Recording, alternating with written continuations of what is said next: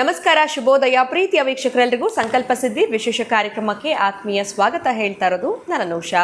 ಇದೇ ಮೇ 1ನೇ ತಾರೀಕು. ಸ್ಕ್ರೋಲ್ ಕೂಡ ನೋಡ್ತಾ ಇದ್ದೀರಾ, ಗುರು ಬದಲಾವಣೆಯ ಪ್ರಯುಕ್ತ ಯಾವೆಲ್ಲ ವಿಶೇಷವಾಗಿರುವಂಥ ಕಾರ್ಯಕ್ರಮಗಳು ಆ ದಿನ ನಡೀತಾ ಇದೆ. ನಿಮ್ಮ ಜೀವನದಲ್ಲಿ ಕೂಡ ನೀವು ಅಭಿವೃದ್ಧಿಯನ್ನು ಕಾಣಬೇಕು.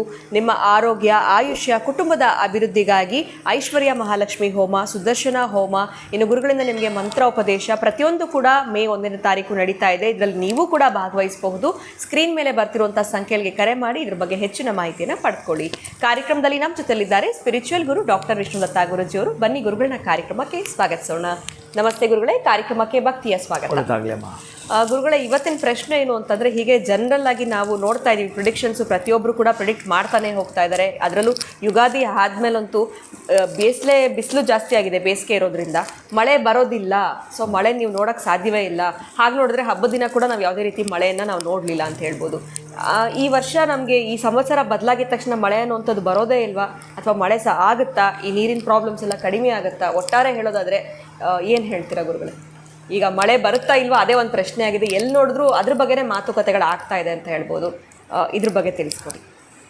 ಓಂ ವಿಶ್ವಸ್ಮೈ ನಮಃ. ಪ್ರೀತಿಯ ಬಂಧುಗಳೇ, ಆಯುರಾರೋಗ್ಯ ಐಶ್ವರ್ಯಾಭಿವೃದ್ಧಿರಸ್ತು, ಮನೋವಾಂಚಿತ ಫಲಾಹ ಸಿದ್ಧಿರಸ್ತು. ಈಗ ನೀವು ಕೇಳಿದ ಪ್ರಶ್ನೆ ನಿಜ, ಮಳೆ ಬರಲ್ಲ. ಮೇಲೆ ಸಂಪು ತುಂಬಿದ ಸ್ವಿಚ್ ಆಫ್ ಮಾಡು ಅವಾಗ ನಿಂತೋಗುತ್ತೆ ಅಲ್ವಾ? ಅದಕ್ಕೆ ಆಧ್ಯಾತ್ಮದಲ್ಲೂ ಕೂಡ ಸ್ವಿಚ್ ಆಫ್ ಮಾಡಿದ್ದೇವೆ. ಏನು ಮಾಡೋದು? ಮಳೆ ಬರಲ್ಲ. ಇನ್ನು ಕೆಲವರು ಮಾತಾಡ್ತಾರೆ, ಕಾಂಗ್ರೆಸ್ ಸರ್ಕಾರ ಬಂದರೆ ಗೊತ್ತಿಲ್ಲ, ಸಿದ್ದರಾಮಯ್ಯ ಬಂದಾಗೆಲ್ಲ ಮಳೆ ಬರಲ್ಲ ಅಂತ. ಇದು ನಾನು ಕೇಳಿದ್ದೇನೆ ತುಂಬ ಜನ, ಸರ್ಕಾರ ಕಾಂಗ್ರೆಸ್ ಅವರು ಬಂದರೆ ಮಳೆ ಬೀಳಲ್ಲ ಅಂತ. ಇದು ಬಹುಶಃ ನಾನು ಒಪ್ಪಲ್ಲ. ನಾನು ಬಹುಶಃ ಯಾವುದೇ ರಾಜಕೀಯದಕ್ಕೆ ಪಕ್ಷಪಾತವಿಲ್ಲದೆ ನಾನು ಎರಡು ಕಡೆ ನಾನು ಸಮವಾಗಿ ಮಾತಾಡಲಿಕ್ಕೆ ಅಷ್ಟೇ ನಾನು ಇರ್ತೀನಿ. ಪ್ರಜೆಗಳ ಪರವಾಗಿರ್ತೀನಿ. ಎಲ್ಲಿ ದುಃಖ, ಎಲ್ಲಿ ನೋವು, ಎಲ್ಲಿ ಕಷ್ಟ ಅದರ ಪರವಾಗಿ ನಾನು ಇರ್ತೀನಿ. ಅದಕ್ಕೆ ಈ ಒಂದು ಪ್ರಕೃತಿ ಪರಪ್ಪ ನಾನು ಯಾರ ಪರ ಅಲ್ಲ, ಪ್ರಕೃತಿಯ ಪರ. ಅದಕ್ಕಾಗಿ ಏನು ಹೇಳ್ತಾನೆ ಅಂತಂದರೆ, ವರುಣದೇವನ ಕೃಪೆಯಾಗಬೇಕಾದ್ರೆ ನೀವು ಸಿದ್ದರಾಮಯ್ಯನವರ ಮೇಲೋ ಅಥವಾ ಇನ್ನೊಬ್ಬರ ಮೇಲೋ ವಹಿಸೋದು ಮಾತ್ರ ಬಿಡಿ. ಅದು ನಿಮ್ಮ ನಾಲೆಡ್ಜ್ ಕಡಿಮೆ ಇದೆ ಅಂತ ತೋರಿಸುತ್ತೆ. ಅದು ದಯವಿಟ್ಟು ಹಾಗೆ ಮಾತಾಡ್ಲಿಕ್ಕೆ ಹೋಗಬೇಡಿ. ಯಾರ ಮುಂದೆ ಕೂಡ ಏನೋ ಒಂದು ಹಪಾಹಪಿತನದಿಂದ ಖುಷಿಯಿಂದ ಹೇಳಲಿಕ್ಕೆ ಹೋಗಬೇಡಿ. ನೀವು ಯಾವುದೇ ಪಾರ್ಟಿನವರಾಗಿದ್ದರೂ ಕೂಡ ಮಳೆಗೂ ಸಿದ್ದರಾಮಯ್ಯ ಪಾಪ ಸಂಬಂಧ ಇಲ್ಲ, ಕಲ್ಪಿಸಬೇಡಿ ಆ ರೀತಿಯಾಗಿ. ಕ್ರೋಧಿ ನಾಮ ಸಂವತ್ಸರ, ಯಾರು ರಾಜ ಇಲ್ಲಿ? ಅಂತಹ ರಾಜ ಮಂತ್ರಿ ಯಾರಿಲ್ಲಿ? ಮೇಘಾಧಿಪತಿ ಯಾರು? ನೀರಸಾಧಿಪತಿ ಯಾರು? ರಸಾಧಿಪತಿ ಯಾರು? ಇವೆಲ್ಲ ನಾವು ತೆಗೆದುಕೊಳ್ಳುತ್ತೇವೆ. ಅಂತಹ ಮೇಘಗಳಿಗೆ ಅಧಿಪತಿ ಆದವನು ಯಾವಾತನಿರ್ತಾನೋ ಆ ರೀತಿಯಾಗಿಯೇ ಆ ಮಳೆಗಳು ಆ ಕಾಲಗಳಲ್ಲಿರ್ತವೆ. ಇದೇ ಕ್ರೋಧಿನಾಮ ಸಂವತ್ಸರ 60 ಸಂವತ್ಸರಗಳಲ್ಲಿ ಎಷ್ಟನೆಯದು? ಇಷ್ಟು ಹಿಂದಕ್ಕೆ ಹೋದಾಗ ಅಲ್ಲೇನಾಗಿತ್ತು ಅನಲೈಸ್ ಮಾಡಿ ನೀವು. ಸೊ ಆಗೇನಾಗಿತ್ತು, ಈಗಲೂ ಅದೇ ಸೇಮ್. ಈಗ ಗುರು ಮೇ 1ನೇ ತಾರೀಕು ವೃಷಭ ರಾಶಿಗೆ ಬರ್ತಾ ಇದ್ದಾನೆ. 12 ವರ್ಷದ ಹಿಂದೆ ಅಲ್ಲಿಗೆ ಬಂದಿದ್ದ. 12 ವರ್ಷಗಳಿಂದ ಹೇಗಿತ್ತು? ಮತ್ತು ನಮಗೊಂದು ಸುನಾಮಿ ಬಂದಿತ್ತಲ್ಲ, ಆ ಸುನಾಮಿ ಇನ್ನೊಂದು 3 ಅಥವಾ 4 ವರ್ಷ ಇದೆ, ಬರುತ್ತೆ, ಜರ್ಜರಿತ ಆಗತ್ತೆ. ನೀವು ಸುನಾಮಿ ಬಂದಾಗ ಲಕ್ಷಾಂತರ ಜನ ಅಂತಂದ್ರಲ್ಲ, ಈಗ ನಾನು ಕಾಲಜ್ಞಾನ ಹೇಳ್ತೀನಿ, ಕೋಟಿಗಟ್ಟಲೆ ಜನ ಹೊರಟೋಗ್ತಾರೆ. ಆ ತರಹದ್ದು ಕೂಡ ಯಾವಾಗ ಗೊತ್ತುಂಟಾ? ಶನಿ ನೀಚನಾದಾಗ. ಶನಿ ನೀಚನಾಗಲಿಕ್ಕೆ ಇನ್ನೆಷ್ಟು ವರ್ಷಗಳಿದೆ ನೀವು ಕೌಂಟ್ ಮಾಡ್ಕೊಳ್ತೀರ ನನಗೆ ಗೊತ್ತು. ಹಾಗೆ ಇನ್ನು ಅದೆಲ್ಲ ಮಾತಾಡ್ತಾ ಒಂದು ದೊಡ್ಡದದು ಆ ಸಬ್ಜೆಕ್ಟ್. ಅದಕ್ಕಾಗಿ ನಾನು ಏನು ಹೇಳ್ತೀನಿ ಅಂತಂದರೆ, ಬಹಳ ಅದ್ಭುತವಾಗಿ ಆಯಾಯ ವರ್ಷಗಳು ಅದಕ್ಕೆ ಸಂಬಂಧಪಟ್ಟಾಗೆ ಕಾಲ ನಿರ್ಣಯವಾಗಿರುತ್ತೆ. ಆ ಕಾಲ ಭಗವಂತನ ಕೈಯಲ್ಲಿರುತ್ತೆ. ಅದಕ್ಕಾಗಿ ಎಲ್ಲರೂ ಕೂಡ ಕಾಲದ ವಶವೇ ಆಗಿರುತ್ತಾರೆ.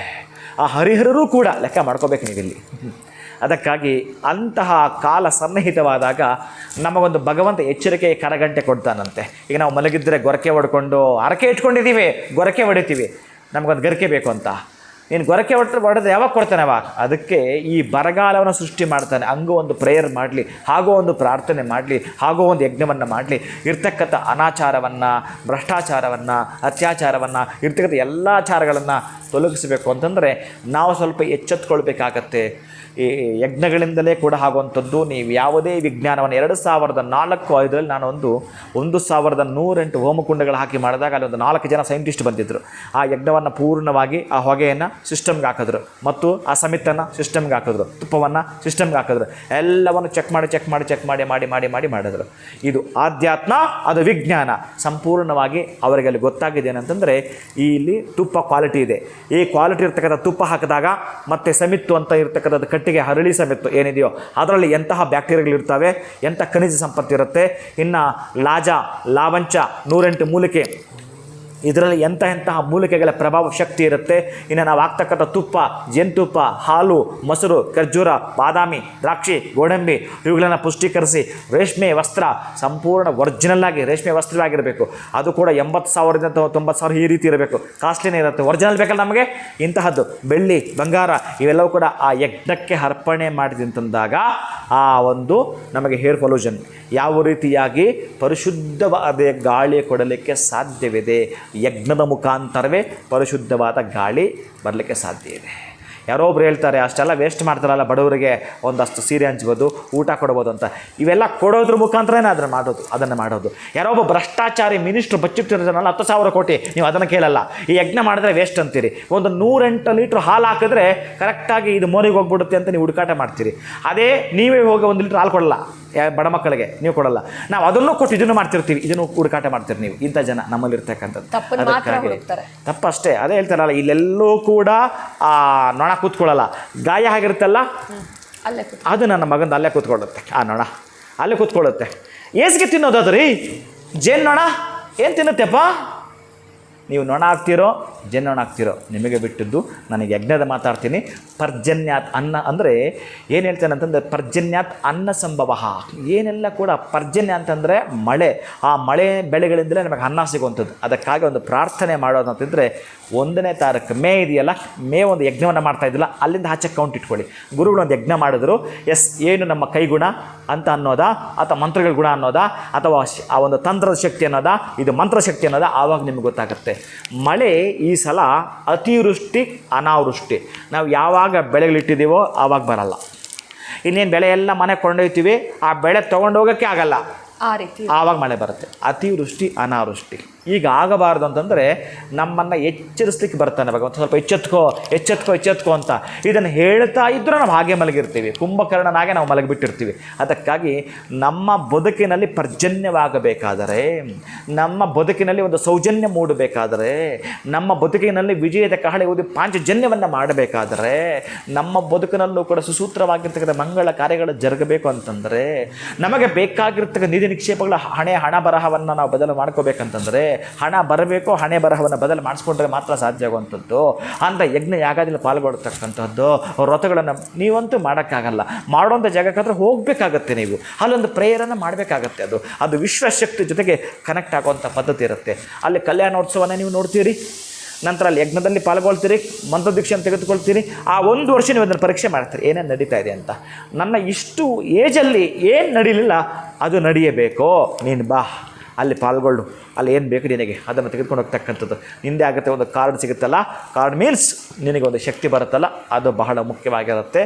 ಅಂತಹದ್ದು ನಡೆಯಬೇಕು ಅಂತಂದರೆ ನಾವೆಲ್ಲರೂ ಒಟ್ಟುಗೂಡಿ ಒಂದು ಪ್ರೇಯರ್ ಮಾಡಬೇಕು. ಯಾವಾಗಲೂ ಅಷ್ಟು ಒಂದು ಗಣ ಸಮೂಹಕ್ಕೆ ಶಕ್ತಿ ಜಾಸ್ತಿ ಅಲ್ವಾ.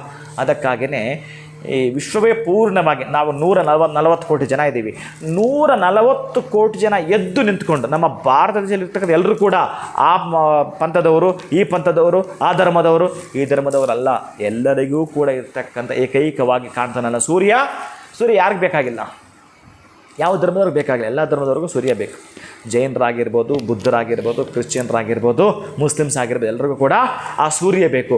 ಆ ಸೂರ್ಯನ ಪ್ರಾರ್ಥನೆ ಮಾಡೋಕ್ಕೆ ಏನಂತೆ, ಆ ಸೂರ್ಯನನ್ನು ಪ್ರಾರ್ಥನೆ ಮಾಡಿ ನಿಮ್ಮಲ್ಲೇ ನಿಮಗೆ ಸಂಬಂಧಪಟ್ಟ ಧರ್ಮದ ಪದ್ಧತಿಯಲ್ಲಿ ಆ ಮಂತ್ರ ಇರುತ್ತೆ.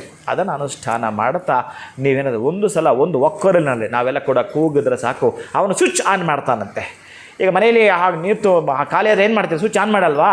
ಹಾಗೆ ಸ್ವಿಚ್ ಆನ್ ಮಾಡಲಿಕ್ಕೆ ಈ ಪ್ರೇಯರ್ ಅವನು ಮಾಡಿಯೇ ತೀರ್ತಾನೆ. ಆಪ್ಷನ್ ಇಲ್ಲ ಇಲ್ಲಿ, ಅಯ್ಯೋ ನಾವು ಮಾಡಿ ಬರಲಿಲ್ಲ, ಅದಿಲ್ಲ, ಬಂದೇ ಬರುತ್ತೆ. ಕಟ್ಟಿಟ್ಟ ಬುತ್ತಿ ಬರೆದಿಟ್ಕೊಳ್ಳಿ. ಪ್ರೇಯರ್ ನಾವು ಮಾಡ್ತೀವಿ ಅಂತಂದರೆ ಖಂಡಿತ ಬರುತ್ತೆ. ನಾವು ಸ್ವಲ್ಪ ಅನುಮಾನದ ಪಿಶಾಚಿಗಳಾಗಿದ್ದೀವಿ, ಅದಕ್ಕಾಗಿ ಬರಲ್ಲ. 99 ನಿಮಗಿದ್ದು 1% ಅನುಮಾನ ಇಟ್ಕೊಂಡ್ರು ಬರಲ್ಲ. ಬರೆದಿಟ್ಕೊಳ್ಳಿ.